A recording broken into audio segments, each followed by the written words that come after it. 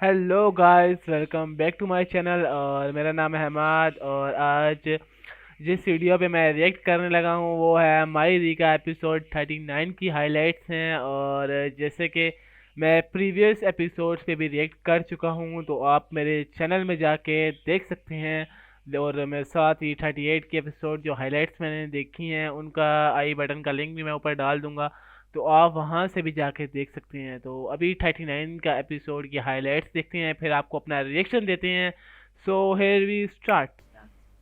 थोड़ी देर तक आते हैं, ठीक है? जाते हैं, ठीक है। अच्छा फक। अरे, तुम दोनों कहाँ जा रहे हो? आखिर तुमने बताया नहीं है बड़ी अम्मी को? जहन से निकल गया। ये क्या हो रहा है भाई? मैं कुछ पूछ रही हूँ। अम्मा, वो मैं और एनी जरा सोच रहे थे आज खाना बाहर खा लें, इसलिए जा रहे थे डिनर के लिए। खाना तो भी लगने लगा है और किसी को बताया भी नहीं, खुद ही प्लान बना लिया। घर में किसी को इस काबिल भी नहीं समझा कि बंदा बता ही देता है जाने से पहले। ये क्या तरीका है? कुछ असूल होते हैं ना घर के, को ख्याल ही नहीं है। भाभी, जाने देना, बच्चों को अपनी जिंदगी जीने दे। आप ही तो कहती थी कि जहीर भाई आपको कभी कहीं नहीं लेके जाते, बच्चे अपने अरमान पूरे कर रहे। तो बच्चों, अल्लाह हाफिज बड़ी अम्मी। हाफिज अम्मा। मैं उन्हें रोक नहीं रही थी, सिर्फ ये बताने की कोशिश कर रही थी, समझाने की कोशिश कर रही थी कि हर घर के कोई असूल होते हैं, कोई तौर तरीके होते हैं। घर के रहने वाले हर शख्स को उनकी पाबंदी करनी होती है। और घर का एक असूल ये भी है कि अगर कोई एक बड़ा बच्चों को समझा रहा हो या उनसे बात कर रहा हो, तो दूसरे को बीच में बोलकर उसकी नफी नहीं करनी चाहिए। आइंदा जरा ख्याल रखिएगा।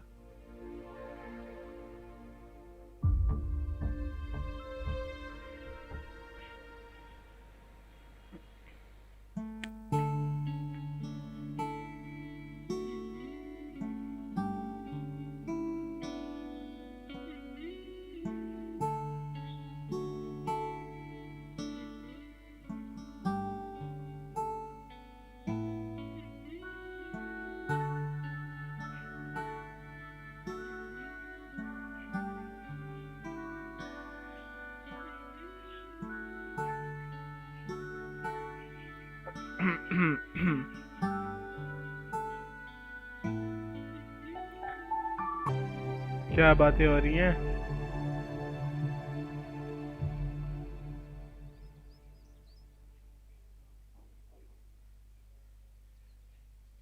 वो कोई अबरार साहब आया नीचे। अब्रार साहब? वो वकील भी जो है ना, हाँ हाँ हाँ। कहाँ है? लाउंज में? नीचे बैठे हैं। मेरे ख्याल से ताज़ियत के साथ साथ जो है वो वकील की हैसियत से भी आए हैं। कुछ फाइल्स वगैरह हैं उनके हाथ में। फाइल? चलो देखते हैं। अच्छा।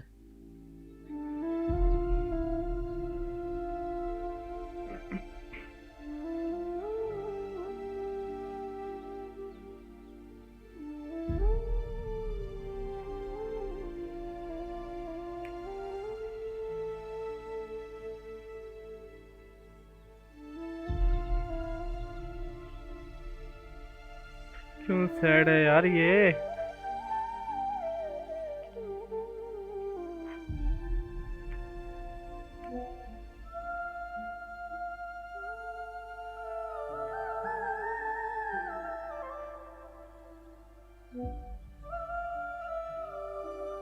कहाँ जाने की तैयारी हो रही है?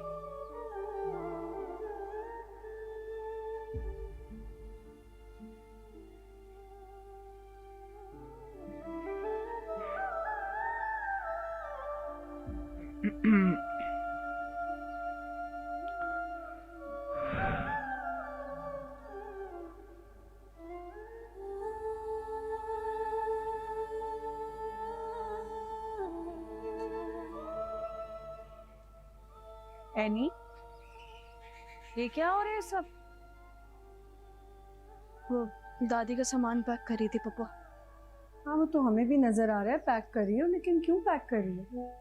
पप्पा ईदी सेंटर में देना है ना, अगर जरूरतमंद के काम आ जाएगा ये सामान तो दादी तक सवाल पहुंच रहा था। अच्छा, किसने कहा ये सब करने के लिए, या खुद ही सोच लिया?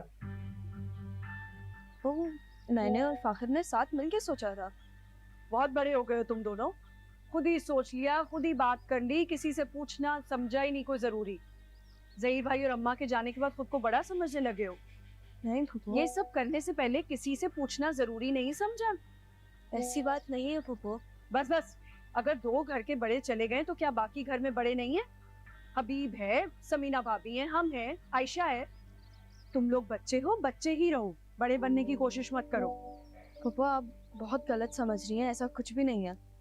अगर ये सारा सामान जो दादी के जाने के बाद किसी काम का नहीं है, अगर जरूरतमंद के काम आ जाए वो इस्तेमाल कर ले तो दादी तक सवाब पहुंचेगा ना। आप नहीं चाहती क्या दादी को सवाब मिले? बहुत लंबी जबान हो गई है। सही कहता है हबीब, बिल्कुल। सर क्या गलत कह दिया फूफो मैंने? सुनो मेरी बात, कोई चीज यहाँ से नहीं जाएगी। दादी का सामान कहाँ जाएगा कहाँ नहीं जाएगा ये हम फैसला करेंगे। समझ आई तुम्हें? जी। रखो सब कुछ।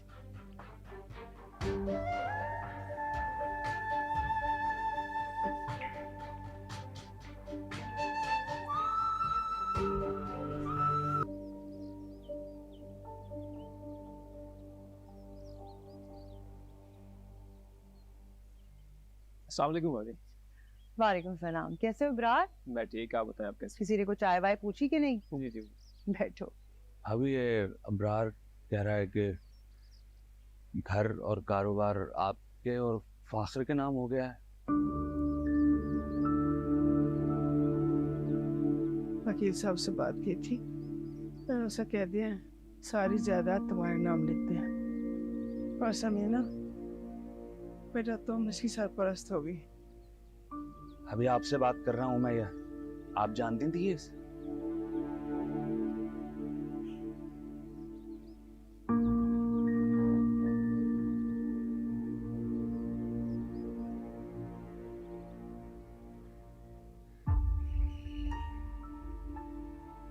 बैठो ब्रार। हाँ बताओ। अभी अम्मा जी ने जो वसीयत की थी वो अपने आपके और फाकिर के हैंड ओवर करने के हैं। बस इन कागजात पे आपके और फाकिर के साइन चाहिए। अच्छा बताओ कहाँ कहाँ? अभी ये आपको पता था ये सब पहले से? परेशानी की क्या बात है हबीब? एक हकदार को उसका हक मिल रहा है, बस।